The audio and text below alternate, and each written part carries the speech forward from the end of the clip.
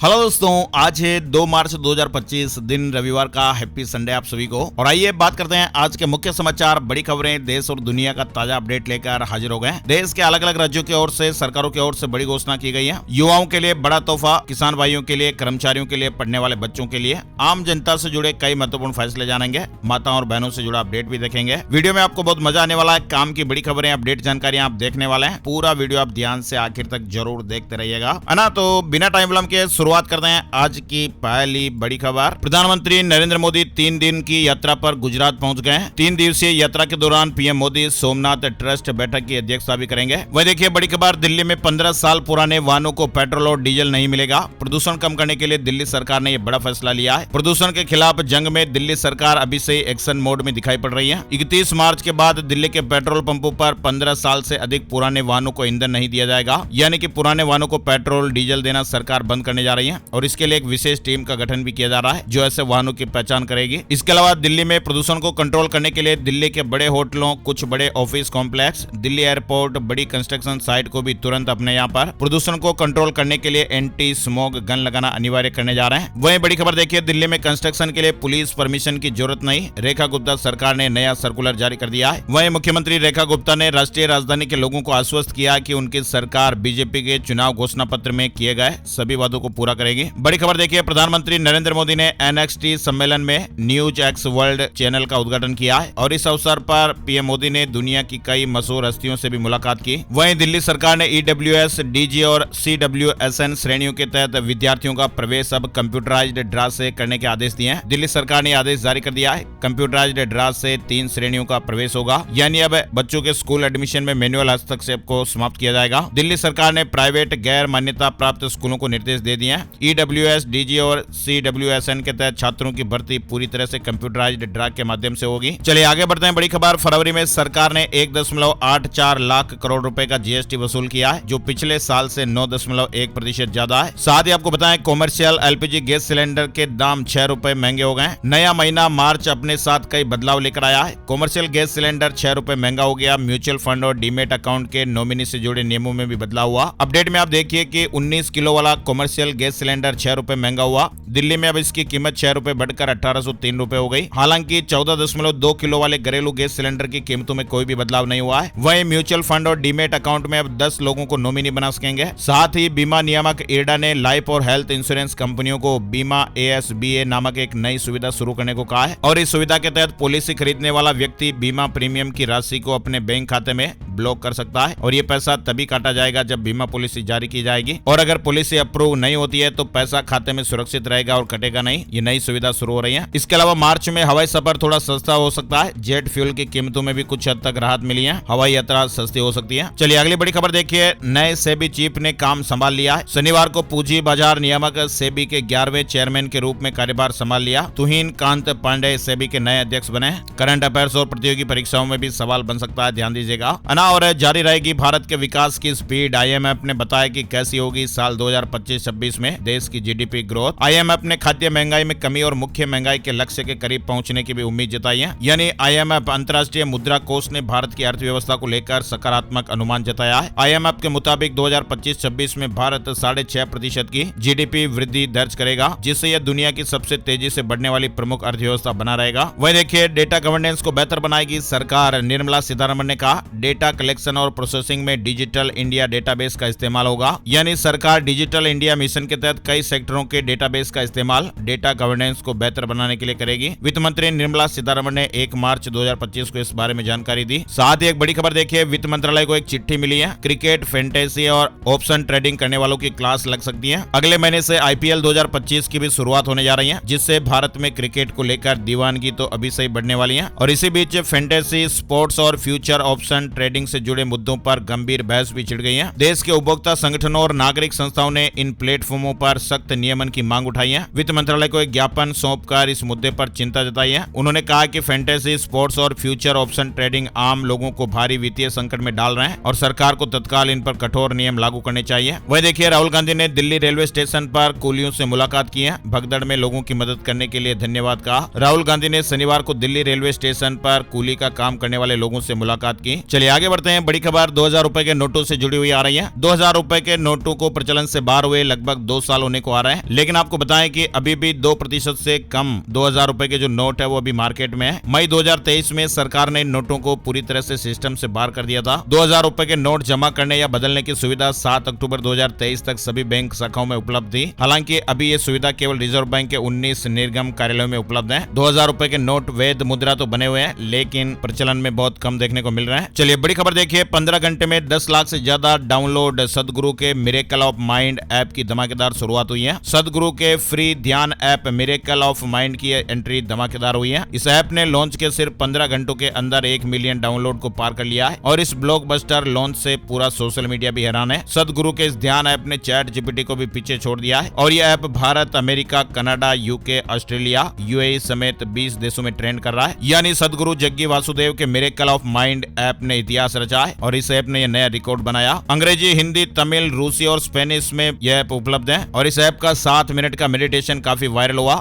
Miracle of mind ऐसे समय में आया जब मानसिक स्वास्थ्य संबंधी चुनौतियां बढ़ रही हैं और भारत में लगभग 60 से 70 मिलियन लोग सामान्य और गंभीर मानसिक बीमारियों से पीड़ित हैं। तो ये ऐप कई लाखों करोड़ों लोगों के लिए काफी हेल्पफुल रहेगा। ऐसे अपडेट है ना। और बड़ी खबर देखिए, माइक्रोसॉफ्ट स्काईपे को लेकर एक बड़ा कदम उठाने जा रही है। कंपनी मई से स्काईपे को परमानेंट बंद कर रही है और ऐसे में 22 साल के इस लंबे सफर का अब अंत होने जा रहा है। वहीं गूगल एक बड़ा अपडेट लेकर आया है। सर्च रिजल्ट से पर्सनल डिटेल को हटाना अब और भी आसान हो जाएगा। यानी हम में से ज्यादातर लोग कुछ भी सर्च करने के लिए गूगल सर्च इंजन पर ही जाते हैं और सर्च रिजल्ट में आपकी या फिर किसी भी व्यक्ति की पर्सनल डिटेल अवेलेबल होती है और ये डिटेल अगर आप हटाना चाहते हैं या इसमें कुछ अपडेट करना चाहते हैं तो ये आसानी से कर सकते हैं। दरअसल गूगल ने सर्च रिजल्ट से पर्सनल डिटेल को हटाना और एडिट करना अब आसान कर दिया है। गूगल ने अपना इंटरफेस भी बदल दिया है ना। और यूट्यूब पर एड आपको परेशान नहीं करेंगे। प्लेटफॉर्म एक नया अपडेट भी लेकर आ रहा है, यानी यूट्यूब पर भी अब जल्दी एक बड़ा बदलाव देखने को मिलेगा। कंपनी अब एड दिखाने की पॉलिसी को बदलने की तैयारी कर रही है, जिसके बाद यूट्यूब पर वीडियो स्ट्रीमिंग का एक्सपीरियंस पहले से और भी अच्छा हो जाएगा। 12 मई से ही आपको यूट्यूब पर एक नया बदलाव देखने को मिलेगा। व्यूअर्स के साथ साथ क्रिएटर्स को भी फायदा मिलेगा। टेक्नोलॉजी जगत से जुड़ा अपडेट था। वहीं देखिए बड़ी खबर, जेलेंस्की ने रूस के साथ युद्ध की शुरुआत के बाद से ही समर्थन के लिए स्टारमर और यूके के लोगों को धन्यवाद दिया है। राष्ट्रपति जेलेंस्की ब्रिटेन पहुंचे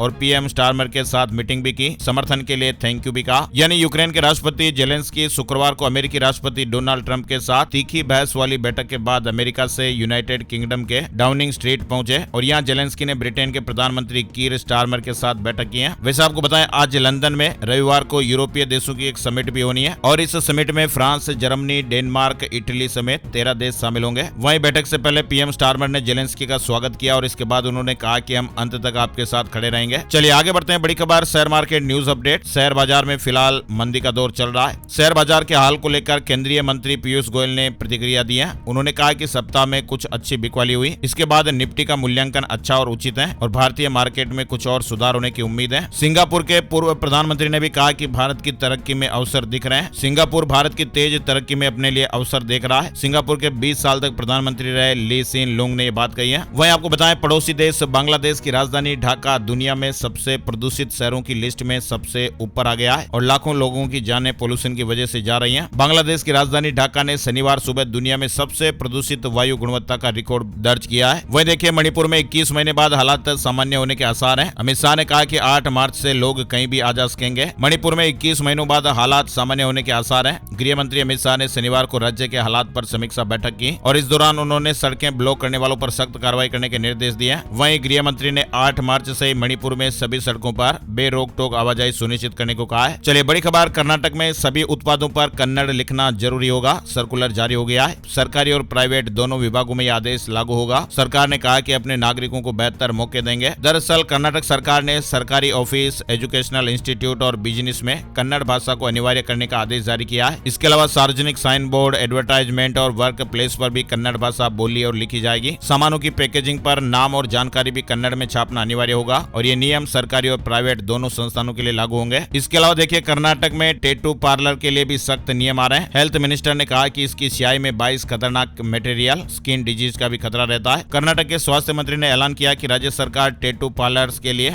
नए और सख्त नियम लागू करने की योजना बना रही है ताकि सुरक्षा सेफ्टी को सुनिश्चित किया जा सके। टेस्ला का पहला शोरूम मुंबई के बीकेसी में खुलेगा। अप्रैल से ईवी की बिक्री संभव हो सकेगी। दुनिया की सबसे बड़ी इलेक्ट्रिक व्हीकल यानी ईवी मैन्युफैक्चरर टेस्ला भारत का अपना पहला शोरूम मुंबई में खोलने जा रही है। वहीं देखिए, जब से रूस और यूक्रेन के बीच वॉर शुरू हुई है उसका ग्लोबल इकोनॉमी पर भी काफी गहरा असर देखने को मिला है। साल 2021 के मुकाबले साल 2023 में दुनिया की इकोनॉमी आधी रह गई थी, जिसका सबसे बड़ा कारण कोविड के अलावा रूस यूक्रेन युद्ध भी रहा। और वास्तव में रूस और यूक्रेन वॉर के दौरान पूरी दुनिया को दो तरफा नुकसान झेलना पड़ा। और अगर अब रूस और यूक्रेन वॉर नहीं रुकता है तो ग्लोबल इकोनॉमी को और भी बड़ा नुकसान हो सकता है, ऐसे अनुमान है। वही देखिए, डोनाल्ड ट्रंप ने 5 बड़े फैसले लिए हैं जिसने कारोबार तक को हिला दिया है। राष्ट्रपति पद संभालने के बाद डोनाल्ड ट्रंप अब तक कई बड़े फैसले ले चुके हैं और इसका असर अब दिखाई देने लगा है। डोनाल्ड ट्रंप के कुछ ऐसे बड़े फैसले जिसने वैश्विक व्यापार जगत को हिलाकर रख दिया और उनके द्वारा लिए गए फैसलों का असर भारतीय शेयर बाजार पर भी साफ देखने को मिल रहा है। पिछले लंबे समय से शेयर मार्केट गोते लगाता हुआ नजर आ रहा है, जिससे निवेशकों के भी लाखों करोड़ों रुपए सुहा हो गए। ट्रेड टैरिफ, ब्रिक्स देशों पर 100% टैरिफ, रेसिप्रोकल टैरिफ, पनामा नहर, मेक्सिको और कनाडा पर टैरिफ और शेयर मार्केट यानी बाजार में गिरावट को देखने के बाद दलाल स्ट्रीट अब दलाल स्ट्रीट बन चुका है। लंबे समय से शेयर मार्केट धाराशायी हो रहा है। वहीं बड़ी खबर, गुजरात 17 करोड़ पौधे लगाकर देश में दूसरे स्थान पर रहा है। उत्तर प्रदेश सबसे आगे है। गुजरात हमेशा से देश में वन्य जीव, पक्षी और पर्यावरण संरक्षण में सबसे आगे रहा है। प्रधानमंत्री नरेंद्र मोदी ने पेड़ लगाकर पर्यावरण संरक्षण को बढ़ावा देने के लिए विश्व पर्यावरण दिवस 5 जून 2024 पर पहली बार देशव्यापी एक पेड़ मां के नाम अभियान की शुरुआत की थी। और आज ये पहल सही मायने में गुजरात में नहीं बल्कि देश भर के अन्य राज्यों और केंद्र शासित प्रदेशों में भी साकार होती दिख रही है। 3 मार्च को आधिकारिक तौर पर वैश्विक स्तर पर विश्व वन्य जीव दिवस घोषित किया गया है और एक पेड़ मां के नाम अभियान के तहत लगाए गए पेड़ आने वाले वर्षों में पूरे देश में मानव जीवन और वन्य जीव आवासों के लिए वरदान साबित होंगे। मुख्यमंत्री भूपेंद्र पटेल के नेतृत्व में गुजरात ने फरवरी 2025 तक देश में दूसरे स्थान पर रहकर एक नया मील का पत्थर और कीर्तिमान स्थापित किया। रिकॉर्ड 17 करोड़ पौधे लगाकर देश में गुजरात दूसरे नंबर पर रहा है। वही देखिए, बड़ी खबर अमेरिका से आ रही है। कल वाले वीडियो में मैंने आपको बताया था कि अमेरिका में सरकारी कर्मचारियों पर जो एक्शन हो रहा है उस पर कोर्ट ने रोक लगा दी थी, लेकिन एक बार फिर ये अपडेट आप देखिए कि सरकारी कर्मचारियों पर वहां फिर से एक्शन के मूड में डोनाल्ड ट्रंप ईमेल भेजकर अब उपलब्धियां बताने को कहा है और जवाब न देने वालों पर शिकंजा भी कसा जाएगा। मध्य प्रदेश में नर्मदा किनारे नहीं होगा अतिक्रमण, हाई कोर्ट का आदेश। सरकार मास्टर प्लान को सख्ती से लागू करें, 2008 के बाद के निर्माण हटवाएं। नर्मदा नदी के किनारे 300 मीटर के दायरे में निर्माण कार्य नहीं किया जाएगा। जबलपुर हाई कोर्ट ने नर्मदा नदी से जुड़ा महत्वपूर्ण और बड़ा फैसला सुनाया है। छत्तीसगढ़ से बड़ी खबर आ रही है। एनकाउंटर में 2 नक्सली ढेर हो गए। बड़े नक्सल लीडर से मुठभेड़ हुई। सुकमा में 500 जवानों ने चारों तरफ से घेरा। वहीं 2 महीने में 83 नक्सली मार गिराए गए। साथ ही उत्तर प्रदेश प्रयागराज से एक बड़ी खबर देखिए। इलाहाबाद हाई कोर्ट ने कहा कि एक जज जिसे पत्नी के कानूनी अधिकारों की जानकारी है, गुजारा भत्ता देने के बजाय कानूनी प्रक्रिया में उलझाए रखा। पत्नी को परिवार अदालत के आदेश के बावजूद भी गुजारा भत्ते का भुगतान नहीं किया। पति ने कानूनी प्रक्रिया का दुरुपयोग किया और पत्नी के साथ कानूनी लड़ाई जारी रखकर न्याय में देरी की। पत्नी कोर्ट से सहानुभूति पाने की हकदार है। यानी अब कोर्ट ने कहा कि पत्नी अर्जी की तिथि से गुजारा भत्ता पाने की हकदार है। 12 साल से एक जज साहब ने बीबी को गुजारा भत्ता नहीं दिया था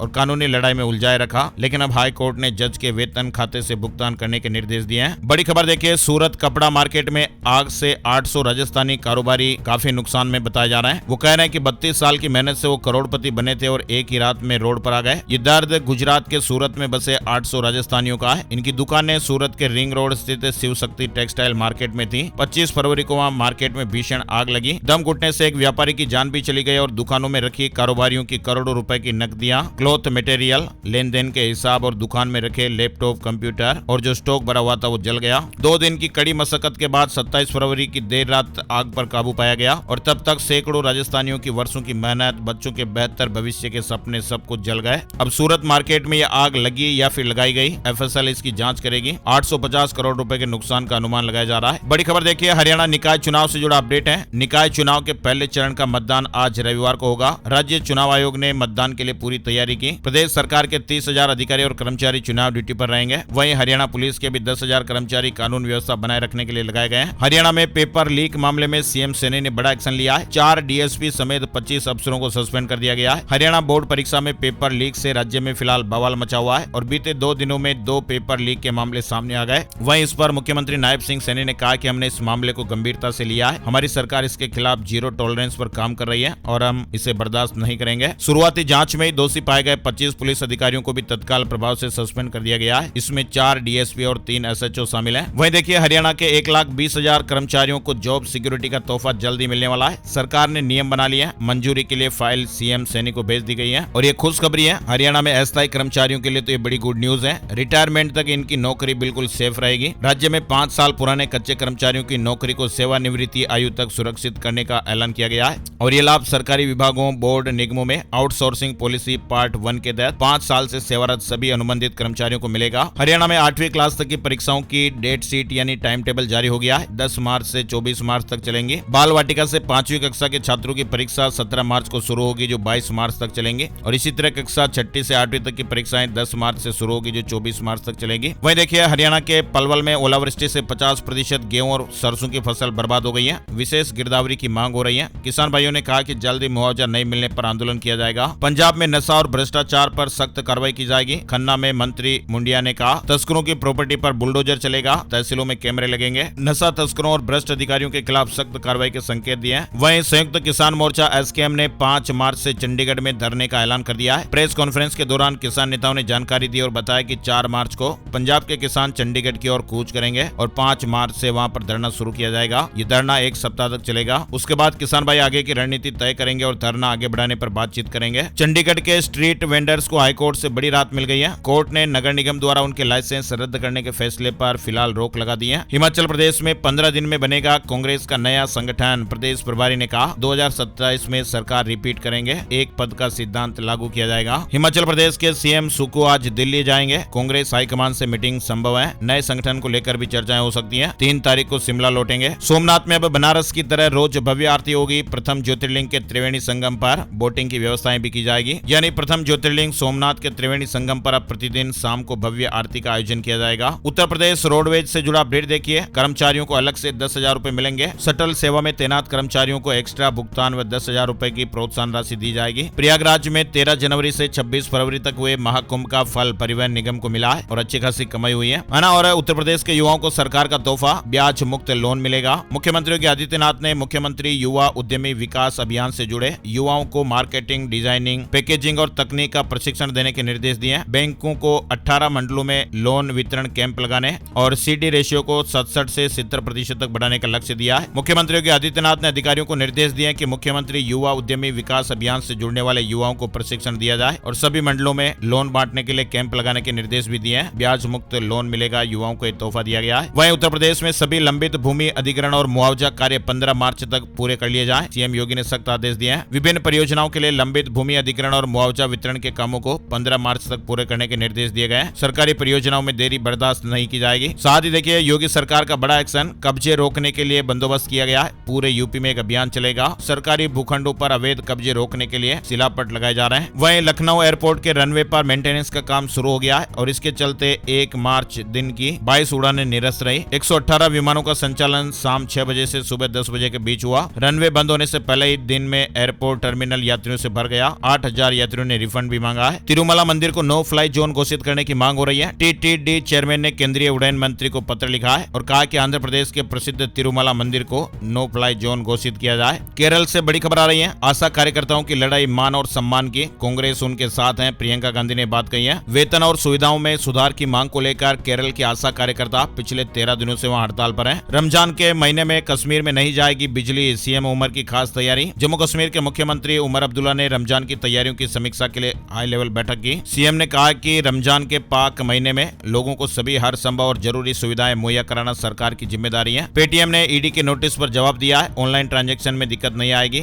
वोडाफोन आइडिया कंपनी की मुसीबत भी कम होने का नाम नहीं ले रही है। कंपनी को जीएसटी का नोटिस मिला है। वहीं एनटीए ने CUET UG 2025 के लिए रजिस्ट्रेशन प्रक्रिया शुरू कर दी है। बिहार से जुड़ा अपडेट देखिए। 58,000 शिक्षकों को सीएम नीतीश कुमार ने नियुक्ति पत्र सौंपे हैं। बिहार के मुख्यमंत्री नीतीश कुमार ने 58,000 से ज्यादा विशिष्ट शिक्षकों को नियुक्ति पत्र प्रदान किए। उन्होंने कहा कि बच्चों की पढ़ाई में किसी भी तरह की बाधा नहीं होनी चाहिए। शिक्षा मंत्री को शिक्षण कार्य पर निरंतर निगरानी रखने के निर्देश दिए हैं। बिहार में गेहूं का नया रेट भी जारी हो गया है। बिहार में रबी विपणन वर्ष 2025-26 के लिए गेहूं की खरीद 2425 रुपए प्रति क्विंटल की दर से होगी और इस संबंध में नया नोटिफिकेशन जारी किया गया है। किसानों को समर्थन मूल्य का भुगतान उनके बैंक खातों में 48 घंटे के अंदर अंदर कर दिया जाएगा। पटना साहिब विधानसभा के लोगों के लिए भी बिहार में अच्छी खबर आई है। साल 2025 में विधानसभा चुनाव से पहले यहाँ पर लगभग 400 करोड़ रुपए की लागत वाली विभिन्न परियोजनाओं पर काम शुरू हो जाएगा। साथ ही आपको बताएं बागेश्वर धाम के पीठाधीश्वर धीरेन्द्र कृष्ण शास्त्री गोपालगंज आने वाले हैं। 6 तारीख से लेकर 10 मार्च तक बागेश्वर धाम के पीठाधीश्वर धीरेन्द्र कृष्ण शास्त्री रामनगर में आयोजित श्री हनुमंत कथा का वाचन करेंगे। मौसम से जुड़े कुछ जरूरी अलर्ट भी चल रहे हैं। हिमाचल प्रदेश में भारी बर्फबारी, 600 सड़कें बंद। जम्मू कश्मीर में बारिश से नदियों का लेवल 3 से 4 फीट बढ़ गया है। देश के पहाड़ी राज्यों में भारी बारिश और बर्फबारी का दौर जारी है। हिमाचल प्रदेश के ऊंचे क्षेत्रों में 3 दिन से भारी बारिश और निचले इलाकों में बरसात हो रही है। 3 मार्च को फिर से बारिश और बर्फबारी के आसार हैं। वहीं 5 और 6 मार्च को प्रदेश भर में मौसम साफ हो जाएगा। मनाली मंडी हाईवे भी 12 घंटे बाद खुला।